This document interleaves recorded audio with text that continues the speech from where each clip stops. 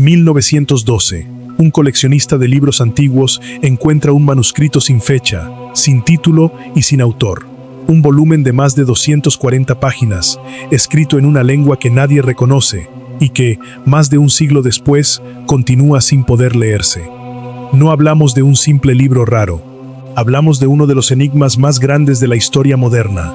Un objeto que ha obsesionado a criptógrafos, historiadores, lingüistas, universidades y agencias de inteligencia.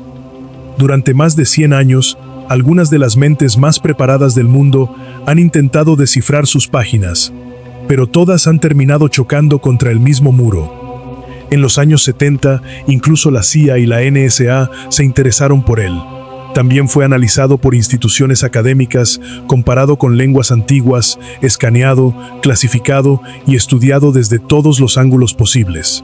Se han dedicado décadas a revisar sus símbolos, sus dibujos, sus patrones y sus repeticiones. Han surgido foros, comunidades, artículos y más de 80 teorías intentando explicar su origen.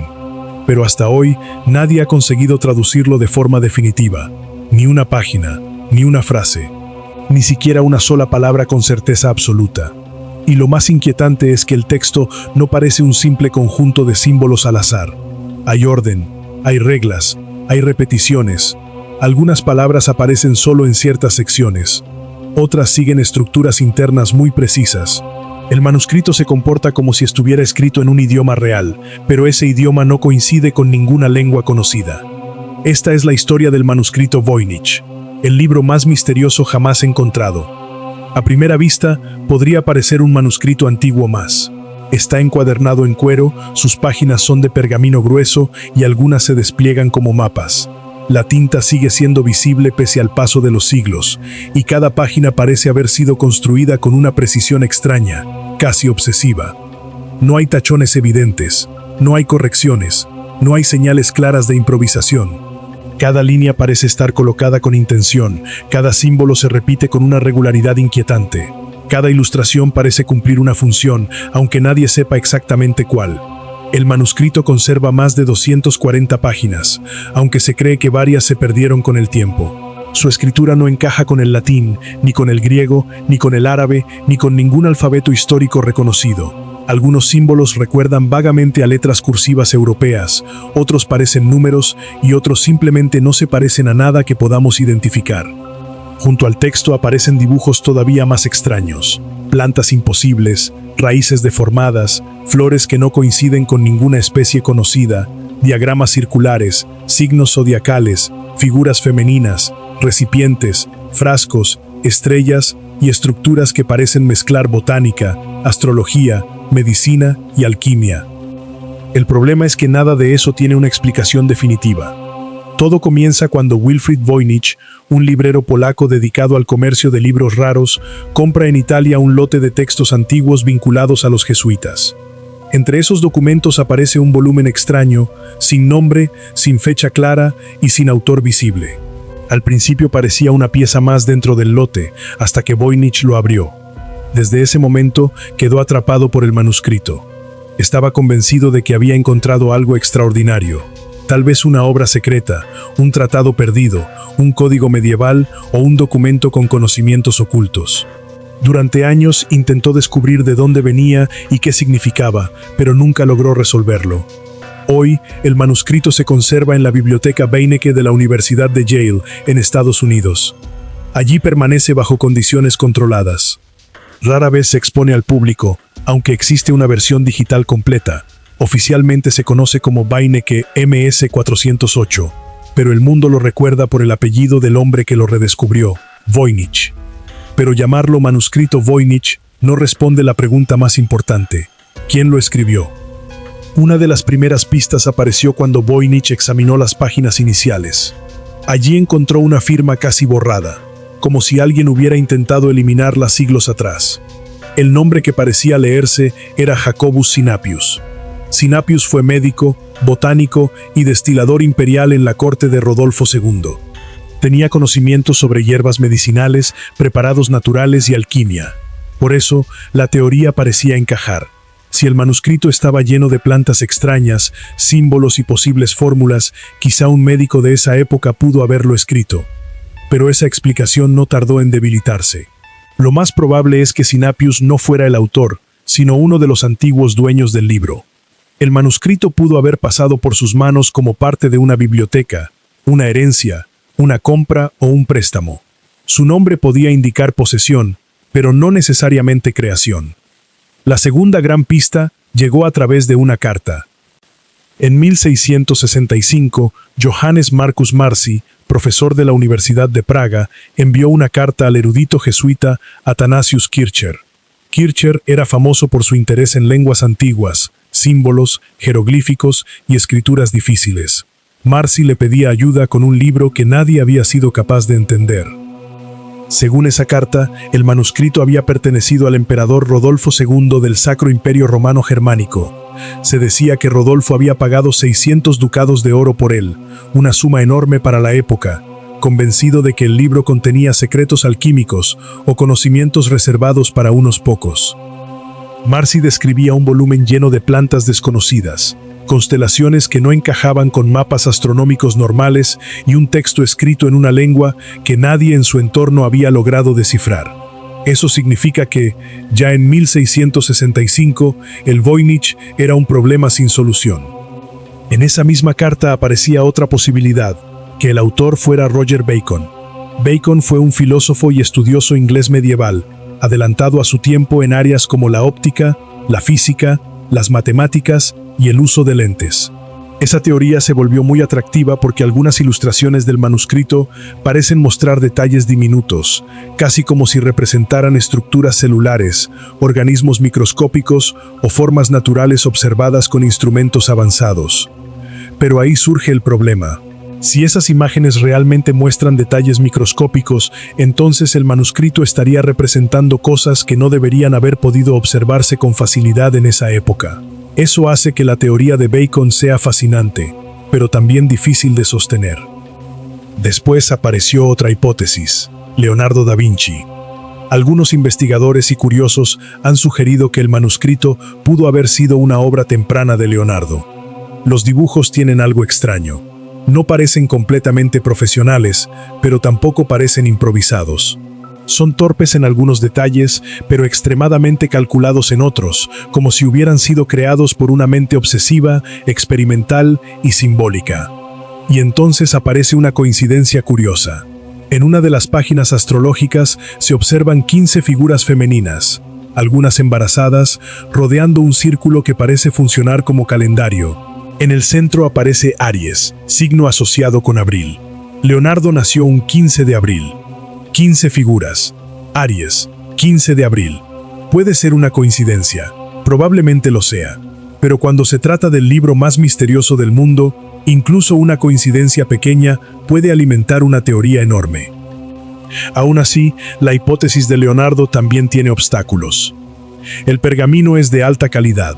Algunas hojas son desplegables, algo costoso para la época.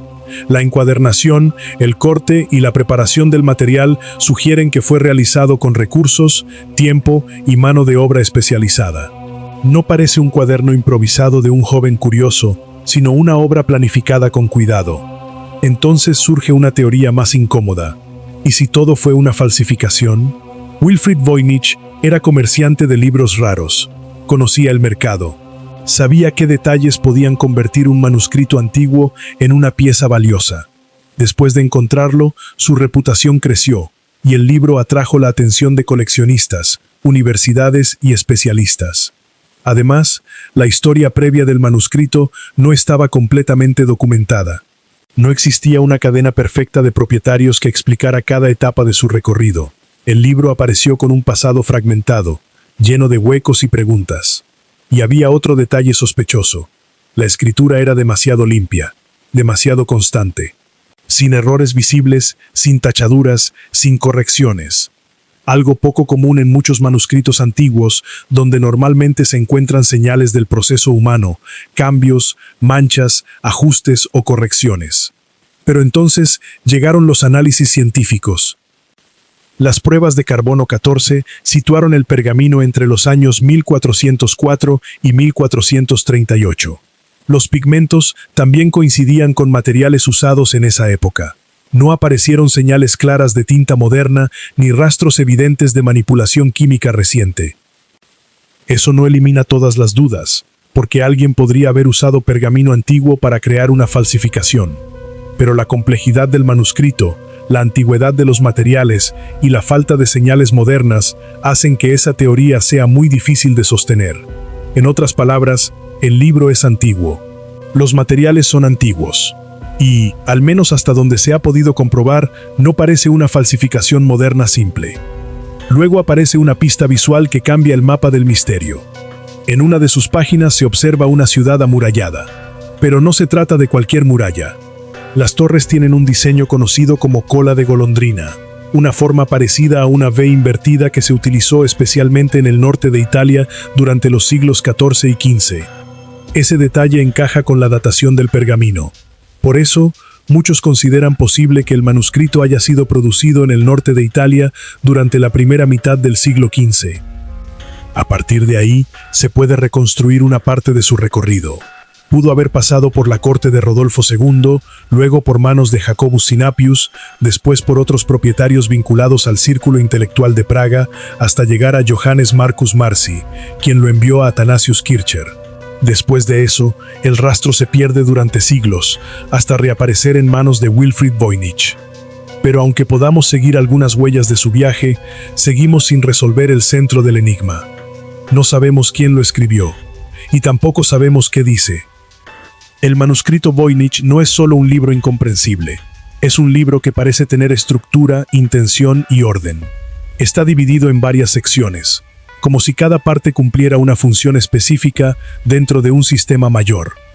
La primera sección es botánica. Allí aparecen más de 100 plantas dibujadas con un nivel de detalle obsesivo. Algunas tienen raíces reconocibles, tallos familiares u hojas que podrían parecer reales. Pero cuando se intenta identificar la planta completa, casi ninguna coincide con especies conocidas. Parecen mezclas imposibles de formaciones de plantas reales o especies que simplemente no existen. Después, el manuscrito cambia de tema. Aparecen círculos, soles, lunas, estrellas, signos del zodíaco y diagramas que recuerdan a mapas astrales. Todo sugiere astronomía, astrología o una mezcla de ambas, como si el autor intentara conectar los ciclos del cielo con algo más: plantas, cuerpos, estaciones, remedios o procesos ocultos. Luego viene una de las partes más extrañas del libro. Decenas de figuras femeninas aparecen dentro de estructuras de agua, tubos, piscinas, canales y formas conectadas entre sí. No hay una explicación clara. No se sabe si representan anatomía, medicina, fertilidad, baños rituales, alquimia o una simbología completamente desconocida. En otra sección, el manuscrito vuelve a mirar hacia el cielo. Aparecen medallones llenos de estrellas, círculos complejos y diagramas que podrían representar órbitas, mapas, niveles celestes o sistemas simbólicos. Cada uno parece distinto, pero todos mantienen una sensación de orden. Más adelante, las plantas regresan, pero esta vez aparecen junto a frascos, botellas, recipientes e instrumentos. Ya no parecen simples dibujos botánicos, sino posibles preparados medicinales, fórmulas, mezclas o instrucciones relacionadas con hierbas. Y al final, las ilustraciones casi desaparecen, solo queda texto, bloques densos, fragmentos compactos y pequeños símbolos que parecen marcar secciones, pasos o instrucciones. Es quizá la parte más directa del manuscrito, pero también una de las más frustrantes, porque no hay dibujos que ayuden a interpretarla, solo palabras que nadie puede leer. Se calcula que el manuscrito contiene más de 170.000 caracteres distribuidos en palabras de entre 2 y 10 letras. El texto no parece caótico, tiene ritmo, tiene regularidad, tiene patrones que se repiten. Se reconocen alrededor de 22 símbolos básicos, aunque también aparecen caracteres raros de forma aislada. Algunos se parecen a letras latinas minúsculas, otros recuerdan a números, y otros no tienen una comparación clara. La escritura avanza de izquierda a derecha, como muchas lenguas europeas. Esto sugiere algo importante. Quien lo escribió seguía un sistema. No estaba llenando páginas con símbolos sin sentido de forma improvisada. Había reglas detrás. Pero si parece una lengua, ¿Por qué nadie puede leerla? Una de las primeras respuestas fue pensar que no era un idioma, sino un código, un cifrado diseñado para ocultar información secreta. Y esa posibilidad tiene sentido. Durante siglos, reyes, militares, alquimistas, científicos y espías usaron sistemas de cifrado para proteger mensajes importantes. Los códigos no son un invento moderno. Uno de los ejemplos más conocidos es el cifrado César, usado en la antigüedad para ocultar órdenes militares. La idea era desplazar las letras del alfabeto cierto número de posiciones para que el mensaje se volviera incomprensible para quien no conociera la clave. Con el tiempo, los métodos se volvieron más complejos. Algunos sistemas eliminaban vocales, otros cambiaban letras por símbolos, otros mezclaban idiomas o usaban libros clave.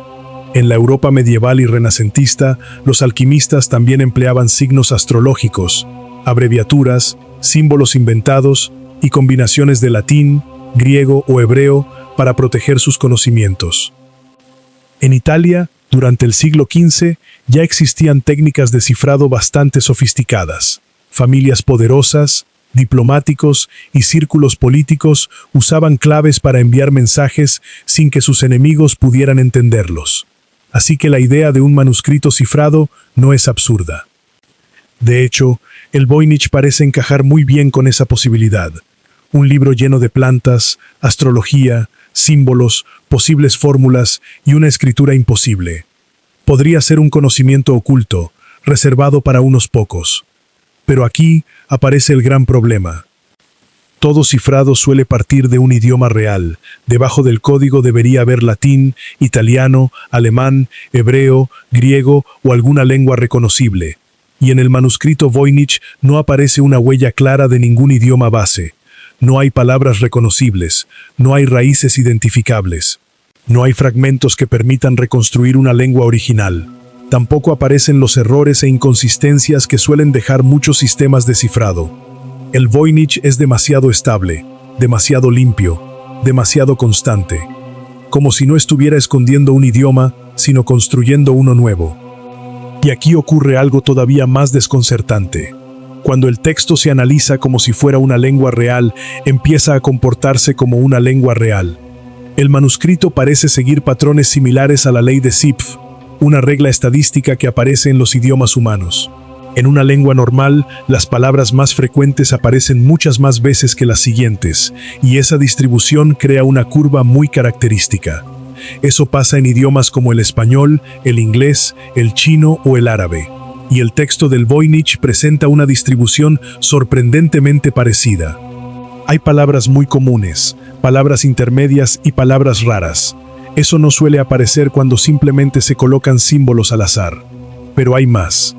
Dentro del manuscrito se han identificado dos variantes principales del texto, conocidas como lenguaje A y lenguaje B. Una aparece en ciertas secciones y otra domina especialmente las partes relacionadas con mujeres y estrellas. No cambia solo el vocabulario, también parecen cambiar el ritmo, el trazo y el estilo. Eso ha llevado a pensar que quizá no fue escrito por una sola persona.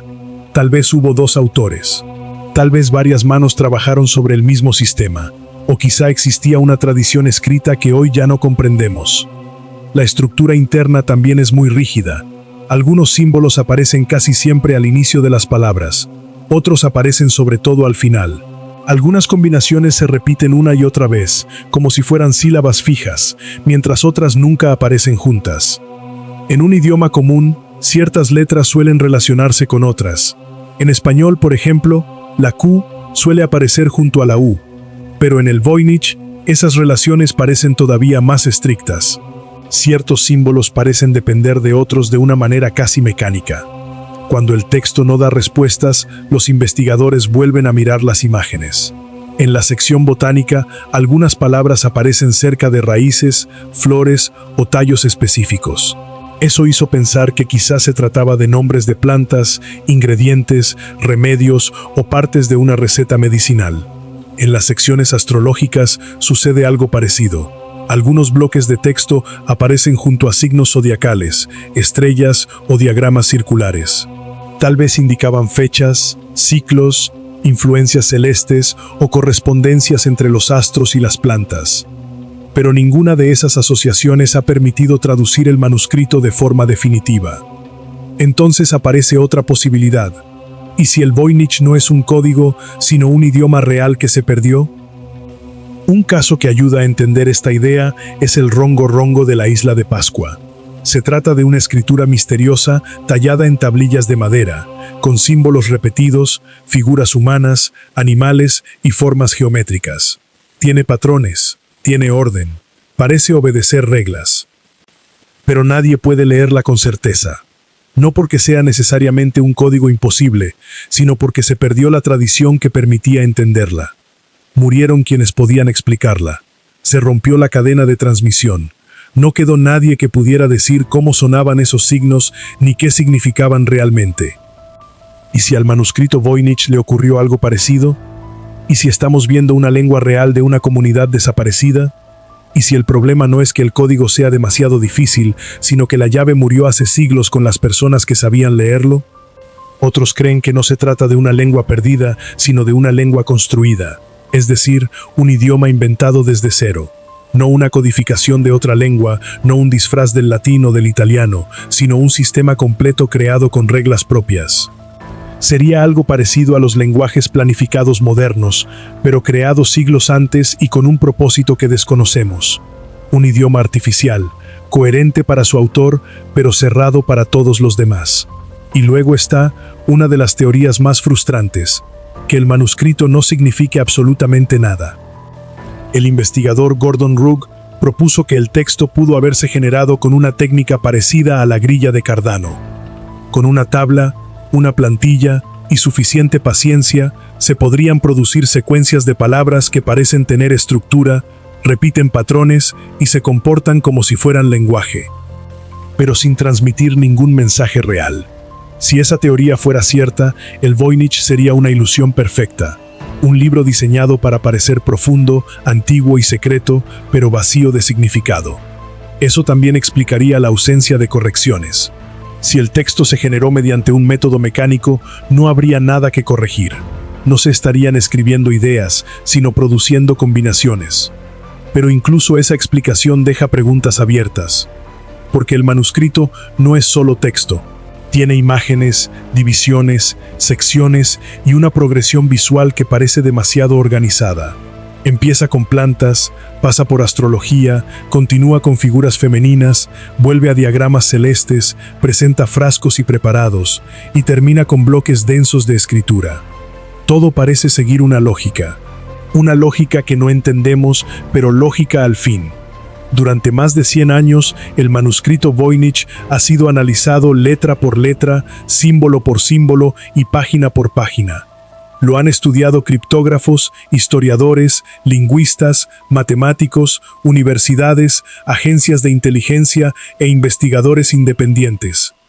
Y aún así, seguimos casi en el mismo punto que Wilfrid Voynich en 1912, frente a un libro que podemos mirar, tocar, escanear y estudiar, pero no leer. Nadie sabe con certeza quién lo escribió. Nadie sabe para qué fue creado. Nadie sabe si contiene conocimiento perdido, una lengua extinguida, fórmulas alquímicas, un código imposible o simplemente un juego intelectual sin solución. Y quizá eso sea lo más inquietante. Porque vivimos en una época donde casi todo puede buscarse, traducirse, escanearse o analizarse. Pero el manuscrito Voynich sigue resistiendo. Sigue cerrado, sigue burlándose de los expertos, sigue recordándonos que todavía existen misterios que no se dejan resolver.